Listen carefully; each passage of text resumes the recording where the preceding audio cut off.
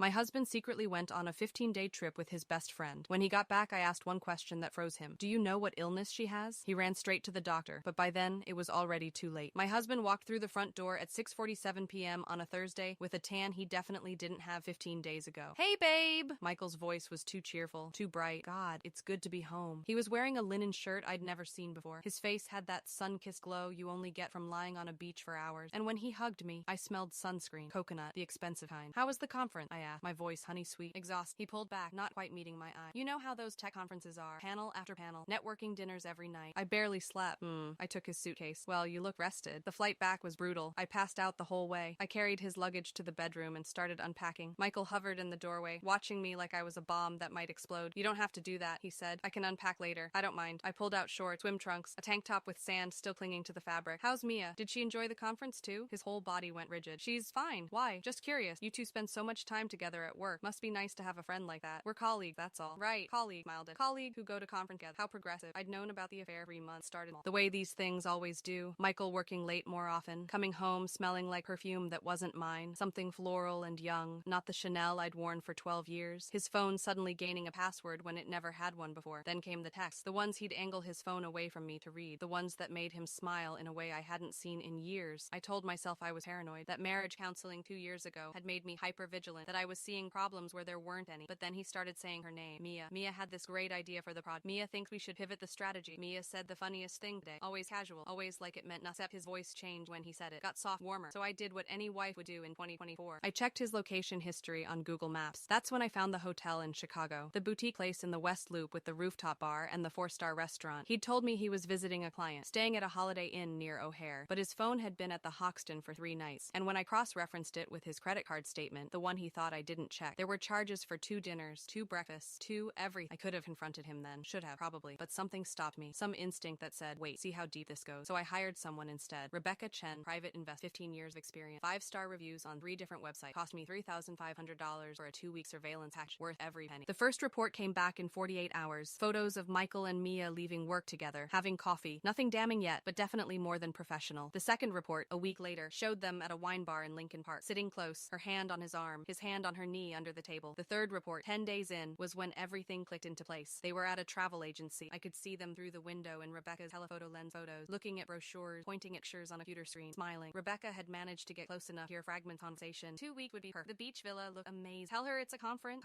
That's when Michael came home and told me about the big tech conference in Seattle. 2 weeks. Major clients. Couldn't miss it. Mia would be going too. Company policy. Always send 2 senior managers to these things. I smiled and said it sounded great. Kissed him goodbye. Waved as he drove away. And then I called Rebecca. Follow them. I don't care what it costs. They didn't go to Seattle. They went to Cabo San Lucas. To a 5-star resort called Esperanza. Ocean View Suite. $850 a night. Rebecca sent me photos every day for 15 days. Michael and Mia having breakfast on their private terrace. Walking on the beach holding hands. Kissing in the infinity pool at sunset. Sharing a couple's massage at the spa. Dancing at the resort's beachfront restaurant. In every photo, Michael looked happy. Genuinely, freely happy. The way he used to look at me 12 years ago when we got married. The way he hadn't looked at me in at least 5 years. I saved every photo. Organized them by date. Backed them up to 3 different cloud services. And I waited. Now he was home, standing in our bedroom doorway, watching me unpack evidence of his lie. I'm glad you had a good time at the conference, I said, pulling out a resort gift shop t-shirt with Cabo San Lucas printed on the front. Michael's face went white. I bought that at the airport. Layover in Mexico City on the way back. Really? Because there's a receipt in the pocket from a shop called Esperanza Boutique. And unless I'm mistaken, Esperanza is a resort in Cabo, not an airport. Someone must have given it to me. Stop. I held up my hand. Just stop. I'm tired. Babe, I'm making dinner. Lasagna, your favorite. I brushed past him. Why don't you shower? You smell like coconut sunscreen and lies. I didn't confront him that night, or the next day, or the day after that. I just waited, watched, let him think he'd gotten away with it. Michael was jumpy, kept checking his phone, barely ate, looked at me like I might suddenly reveal I knew everything. But I just smiled, made small talk, asked about work. On the 3rd day, I said casually over breakfast, we should have Mia over for dinner. His coffee cup stopped halfway to his mouth. What? Mia, your colleague. I'd love to meet her properly. Get to know her since you two work so closely together. That's not necessary. I insist. It'll be fun. Friday night. I'll make that chicken thing you like. She's probably busy. I already texted her. I showed him my phone. Use the number you have saved in your contacts. She said yes. Isn't that great? Michael's face had gone from tan to gray in approximately 3 seconds. You went through my phone? You left it unlocked last week. I was just adding my grocery list to your notes and saw all your contacts, so I saved Mia's number for emergencies. I smiled. Hope that's okay. He didn't touch his coffee again. Friday came. I spent all day cooking. Roasted chicken with lemon and herbs, roasted vegetables, fresh bread, a chocolate cake for dessert. I set the table with our wedding china, lit candles, put on a dress actress Michael used to say he loved. Mia arrived at 7 p.m. exactly. She was prettier in person than in Rebecca's photos. Mid-20s, long dark hair, the kind of effortless beauty that doesn't need much makeup. Wearing jeans and a silk blouse that probably cost more than my dress. Hi! I opened the door wide. You must be Mia. I've heard so much about you. I hugged her, felt her stiffen in my arms. Come in, come in. Michael's just opening wine. The dinner was excruciating. Mia sat across from me, barely touching her food. Michael kept refilling his wine glass. The silence stretched between courses like taffy. So, I said brightly, pouring more wine for Mia. How long have you two been working together? About 18 months, Mia said quietly. And you're close? As colleagues, I mean. We work well together. That's wonderful. Trust is so important in the workplace. A bite of Michael says you travel together sometime for work, just occasionally. How was Seattle? The conference? Michael's wine glass hit the table with a thud. Red wine sloshed over the rim. It was fine, Mia said. Her voice had an edge now. Productive. I've always wanted to visit Seattle. Michael showed me some pictures. Oh wait, no, he didn't, I laughed. He said he was too busy to take photos. All those panels and networking dinners. Exhausting, right? Right. Although I did see some photos from the trip. The room went very still. Photos? Mia's voice cracked. The resort looked beautiful. That infinity pool? Stunning. And the beach? So romantic. Michael stood up abrupt. His chair scraped against the hardwood. I can explain. Sit down. My voice was steel, wrapped in silk. He sat. I turned to Mia. My voice shifted. Still pleasant, but with something underneath. How are you feeling these days, Mia? Health-wise? Her fork clattered to her plate. What? Just wondering if you've been feeling okay. Any unusual symptoms? Discharge? Burning sensation when you urinate? Her face went from tan to ghost white in 2 seconds.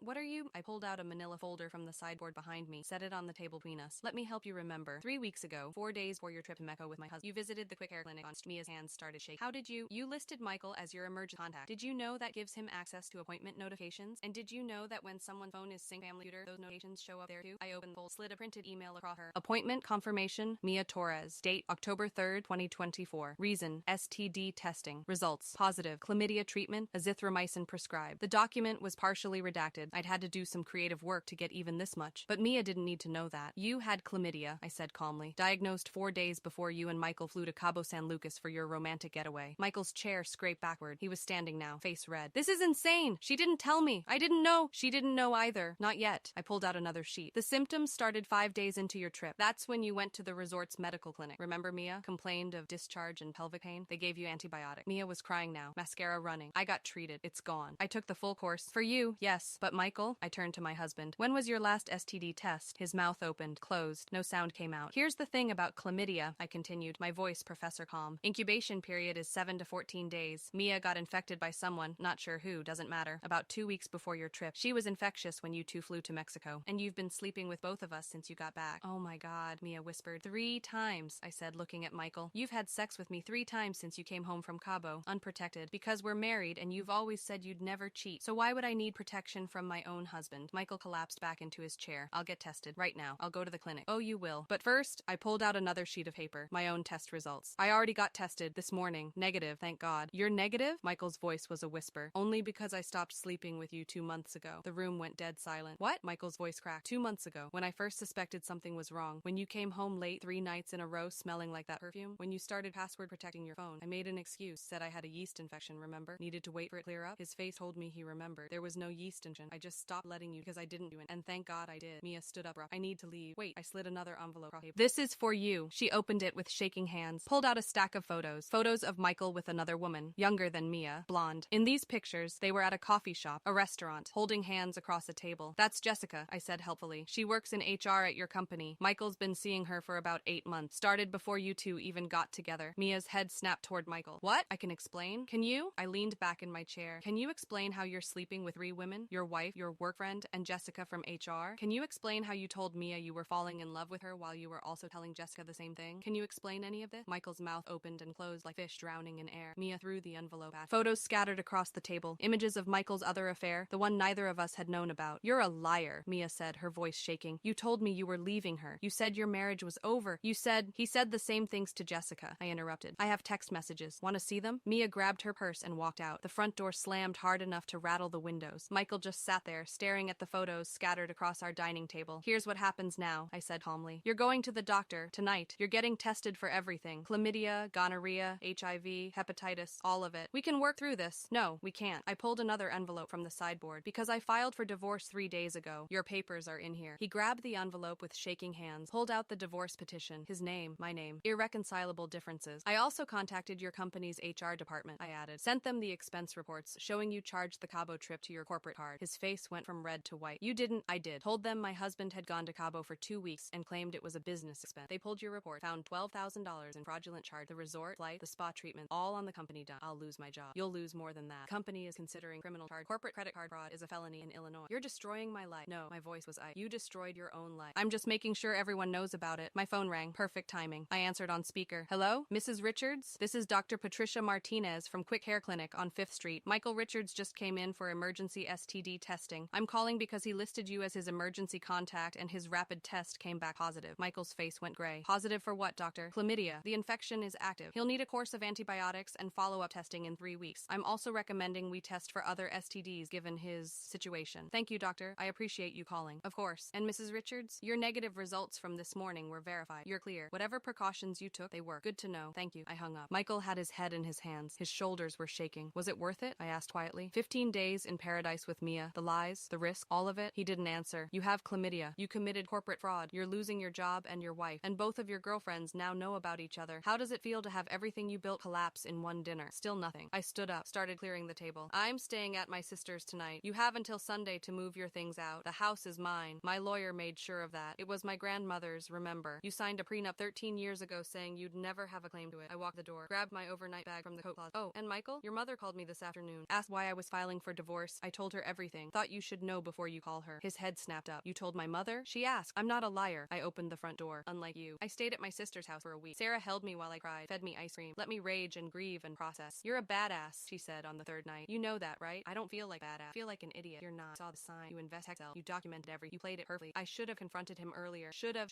what? Believe lie? Let him gaslight you? You did exactly what you needed. Maybe she was right. The divorce moved fast. Michael tried to fight it at first, but his lawyer, Bradley Chen, family law specialist with 22 years of experience, took one look at the evidence and advised him to settle. Your husband committed adultery with at least 2 women, Bradley told me in our first meeting. He fraudulently charged personal expenses to corporate accounts. He exposed you to STDs, and you have documentation for all of it. Any judge in Illinois will side with you. The settlement was finalized in 4 months. I kept the house, got half his 401k. He had to cover all legal fees. Michael's company fired him 3 weeks after the dinner. The corporate fraud charges were dropped after he agreed to pay back $12,000 plus penalty, but his reputation in the tech industry destroyed. Mia quit her job 2 weeks after everything exploded. I heard through the grapevine that she moved to Denver, started over. Jessica from HR filed a complaint with the company about Michael's behavior. They settled out of court, paid her an undisclosed sum. She still works there, from what I understand. And Michael? Last I heard, he was working at a Best Buy in Schaumburg, living in a studio apartment, still single. 6 months after the divorce, I ran into Rebecca Chen at a coffee shop in Lincoln Park. Sarah! She hugged me. How are you? Getting better. Every day. I saw the divorce was finalized. Congratulations. Thanks for your help. Seriously. The evidence you gathered, that's what I do. Though I have to say, that dinner you orchestrated, brutal. I laughed. Was it too much? Are you kidding? He exposed you to an STD while lying about a vacation with his mistress who didn't even know he had another mistress. You were merciful. I just wanted the truth to come out. And it did. Spectacularly. She squeezed my hand. You did good, Sarah. Don't second guess it. A year after Michael came home from Cabo, I was sitting on my grandmother's porch, my porch now, drinking coffee and watching the sunrise. My phone buzzed. A message from an unknown number. This is Mia. I know you probably don't want to hear from me, but I wanted to say thank you. You saved me from wasting more time on someone who didn't deserve either of us. I'm sorry for the pain I caused you. You deserve better than both of us gave. I stared at that message for a long time. Then I typed, thank you for saying that. I hope you're doing well. She replied immediately, I am. Therapy helps. So does being 1,000 miles away. For what it's worth, I learned a lot from watching how you handled everything. You're stronger than I ever could be. You're stronger than you think. Take care of yourself. You too. I deleted the number after that. Didn't need it anymore. 2 years later, I'm sitting in that same coffee shop where Rebecca and I talked, meeting a first date. A guy named Tom I met at a book club. He's nervous, keeps adjusting his collar. So, he says, tell me about yourself. Think about how to answer that. About the marriage I thought was solid. The betrayal I discovered. The investigation the dinner that ended everything. I'm a middle school science instead. I have a house in Lincoln Park my grandmother left. I like hiking and true crime podcasts and really good coffee. True crime? Any particular cases? The ones where people underestimate the person seeking the truth, I say. Those always end the most satisfyingly. He laughs. I like that. The underdog stories. Exactly. We talk for 2 hours about books and travel and families and dreams. He doesn't ask about my divorce. I don't volunteer. Some stories don't need to be told on a first date or a second or maybe ever, because the truth is, I didn't expose Michael's affairs for revenge. I did it for closure, for truth, for the satisfaction of knowing that lies always come to light event. And sometimes, patient enough, smart enough, brave enough, you can be the one holding the mat. 3 years after that dinner, I get a wedding in the mail. Jessica, HR Jessica, the third woman in Michael's triangle, is getting married to someone new. Someone who, according to her Instagram that I definitely don't still check occasionally, treats her like she hung the moon. There's a handwritten note tucked inside. Sarah, I know this is strange, but I wanted you to know that watching you handle your divorce taught me what self-respect looks like. I'm sorry for my part in your pain. Thank you for showing me that I deserve better. JIRSVP, yes. Send a generous gift, a KitchenAid mixer, and a card that says, wishing you all the happiness you deserve. And I mean it. Because here's the thing about betrayal. It doesn't have to define you. Michael thought he could could have everything: the wife, the affair, the secret life, the lies. Thought he was clever enough to juggle 3 women without any of us knowing. He was wrong. And when his 15-day vacation came crashing down around him, when the STD and the fraud and the multiple affairs all exploded in one catastrophic dinner, he learned something important. You can't build a life on lies. Eventually, someone asks the right question. Eventually, the truth comes out. And eventually, you lose everything you stole, even your name, especially your name. Because now, when people in our social circle talk about Michael Richards, they don't talk about his career or his charm or his success. They talk about the guy who gave his wife an STD, the guy who got fired for corporate fraud, the guy who worked Best Buy after torpedoing his own life. And me? I'm the woman who exposed it all with one dinner party and one perfectly timed question. The woman who protected herself while he thought he was getting away with everything. The woman who proved that patience, documentation, and strategic timing beat lies every single time. Was it worth it? The investigation, the waiting, the dramatic reveal? Yes, every single second. Because 15 days in paradise cost Michael everything. And I didn't have to destroy him. The truth did it for me. Retry Claude can make mistakes. Please double check responses.